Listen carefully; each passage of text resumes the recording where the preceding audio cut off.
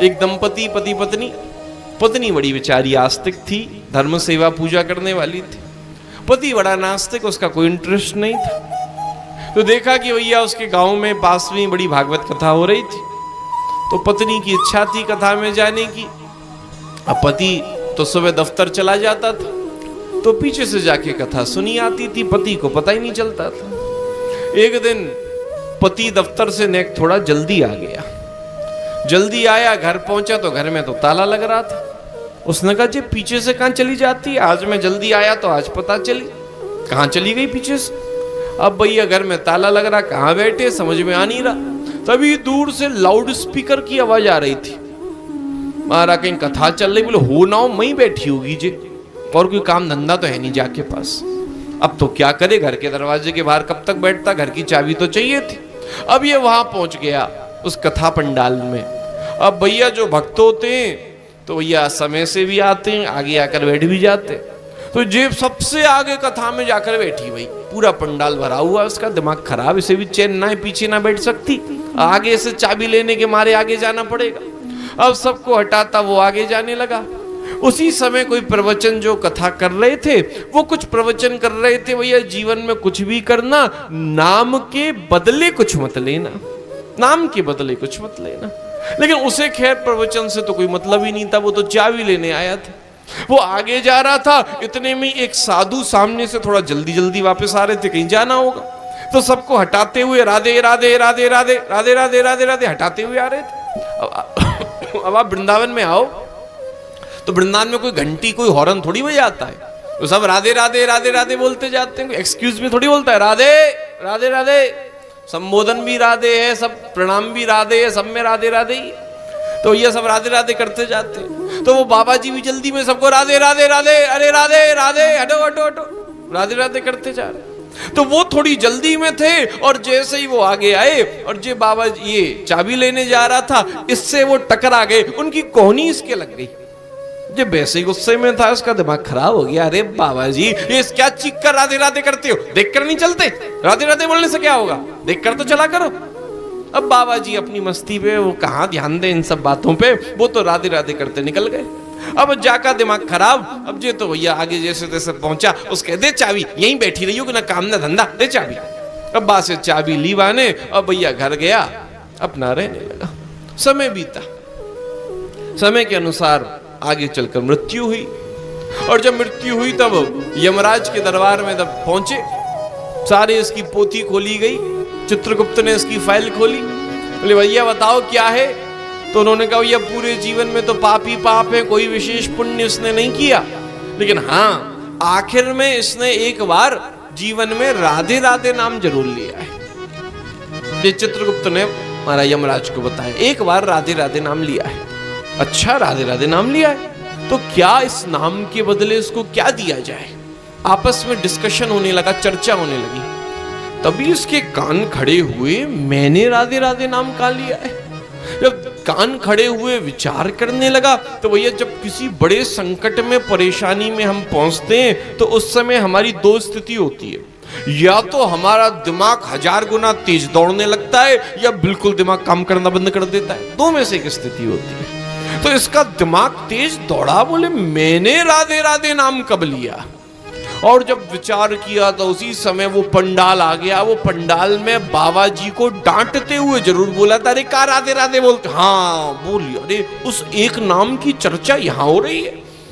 बड़ा आश्चर्य हुआ। फिर दिमाग के घोड़े उसने दौड़ाए कि उस समय वो बाबा जी जो प्रवचन कर रहे थे, वो भी कुछ संत नाम के विषय में बोल रहे थे। क्या बोल रहे थे, क्या बोल रहे थे, अरे वो बोल रहे थे कि नाम के बदले कुछ मत लेना। अब तो सूत्र मिल गया कि नाम के बदले कुछ मत लेना। यमराज की यही चर्चा चल रही है कि इसके नाम के बदले क्या दे। तो उन्होंने कहा चलो ऐसा करते हैं, इसने एक बार राधे राधे नाम लिया है, कुछ दिन के लिए इस नाम के बदले इसको स्वर्ग भेज देते हैं। 2-5 दिन स्वर्ग में रहेगा, फिर वापस इसको नरक में ही भेज देंगे, फिर नरक में ही रहना। अब तो ये सुन रहा, तो बोले ना, बोले मुझे स्वर्ग नहीं चाहिए, मुझे नरक भेजना है तो नरक भेज दो, मुझे नाम के बदले कुछ नहीं चाहिए। मेरा नाम तो मेरे पास रहेगा। मैंने कितनी शिद्दत से, कितने प्रयास से एक बार जीवन में नाम लिया, और तुम नाम के बदले मुझसे सौदा कर रहे हो ना, मुझे कुछ नहीं चाहिए। सब कहे भैया वो तो हमें पता है कितनी शिद्दत से तूने नाम लिया, अब नाम महिमा समझ रहा है। बोले मुझे नरक भेजना है, मुझे नाम के साथ नरक भेज दो, मैं ऐसे नाम के बदले कुछ लेने वाला नहीं। बोले भैया राधे नाम को कैसे नरक भेजा जा सकता है? अब तो बड़ी चर्चा का विषय हो गया। बात बढ़ते बढ़ते इतनी बढ़ गई कि यमराज ने कहा, बोले मैं 1 साल के लिए तुझे इस नाम के बदले अपनी गद्दी प्रदान करता हूं, तो इस गद्दी पर 1 साल के लिए बैठ। लेकिन वो भी समझ चुका था वो महाराज, उसने उस गद्दी को स्वीकार नहीं किया। बोले नाम के बदले कुछ नहीं चाहिए, वैसे ही देना है तो सब कुछ स्वीकार है, सब ले ले। पहुंचे इंद्र के पास, बात इतनी बड़ी, इंद्र ने भी कहा, बोले 1 साल के लिए मैं तुझे स्वर्ग का सिंहासन देता हूं इस नाम के बदले। बोले उन्होंने, इसने भी मना कर दिया। बोले प्रभु देना हो तो वैसे ही दे दो, नाम के बदले में कुछ नहीं ले सकता।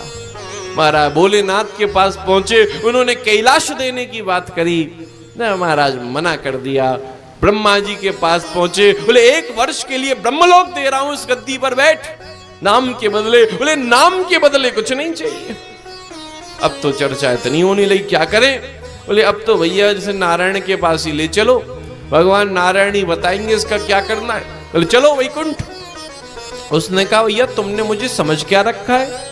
पहले मृत्यु लोक से आप धर्मराज अपने पास ले आए, फिर स्वर्ग ले गए, फिर कैलाश ले गए, फिर ब्रह्मलोक ले गए, अब कह रहे हो वैकुंठ चलो। अब हमें ऐसे ही समझ रखा है, कोई हम ऐसे एरे गहरे हैं, हमने राधा नाम लिया है, ऐसे ही थोड़ी जब जहां कहोगे ले चलेंगे।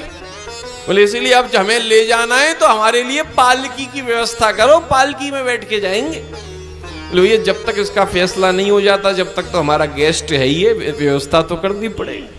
तो ये सुंदर पालकी बनाई गई, पालकी में उसको बिठाकर, और पालकी एक तरफ से धर्मराज उठा रहे हैं हमारा, एक तरफ से इंद्र उठा रहे हैं, एक तरफ से भोलेनाथ उठा रहे हैं, एक तरफ से ब्रह्मा जी उठा रहे हैं। और भैया पालकी जा रही है वैकुंठ की ओर।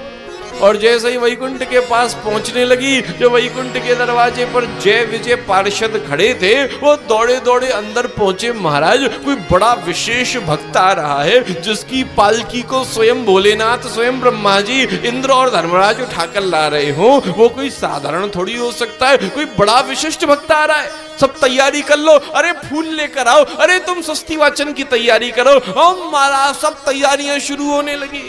जैसे ही वो पालकी अंदर घुसी, महाराज सब जोर जोर से षष्ठी वाचन करने लगे, पुष्पों की वर्षा करने लगे, जय जयकार करने लगे, जय हो जय हो जय हो। महाराज ऐसी षष्ठी वाचन जय जयकार हो रहा है, यमराज बार बार कह रहे हैं अरे चुप रहो, अरे चुप रहो, जाने कछु ना किया। महाराज तुरंत दौड़ते हुए नारायण के पास पहुंचे, अरे प्रभु जाने कुछ नहीं किया, एक बार इसने राधे राधे नाम लिया है।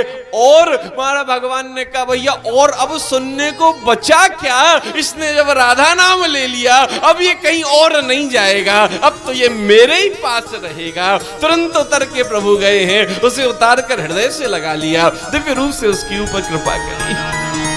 हमारा शास्त्र इसी बात को कह रहा है, बोले सांकेत्यम पारिहास्यम वा स्तोभम हेलनमेव वा वैकुंठ नाम ग्रहणम शेषाघरम विदु।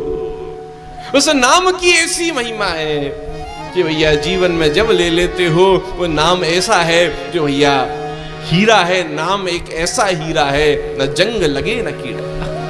बोले बाकी दुनिया की वस्तु पदार्थ ऐसी हैं, जंग लग जाएगी, कीड़ा लग जाएगा, दीमक लग जाएगी, लेकिन एक कृष्ण नाम ऐसा है, ऐसा हीरा है जिसमें न कभी जंग लग सकती है, न कोई किसी प्रकार का कीड़ा लग सकता।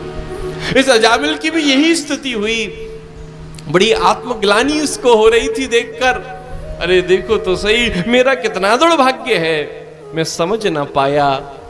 महाराज उस बेटे को पुकार रहा था, भगवान कितने दयालु हैं, मुझे कृपा करने के लिए पार्षद भेज दिए। उन पार्षदों ने उससे सत्संग कराया है और दिव्य रूप से उस अजामिल के ऊपर कृपा हुई है। तो ये जो कथा हमने सुनी, ये नाम की महिमा नहीं है, नामाभास की महिमा है। डायरेक्टली भगवान को नहीं पुकारा गया था, पुकारा तो बेटे को ही गया था। लेकिन उसके बाद भी नाम की इतनी महिमाएं कि उसकी ऊपर कृपा हो गई। यदि भगवान कोई पुकार रहा होता तो कहां से कहां पहुंच जाता। इसीलिए कहा कि भैया स्थिति अजामिल की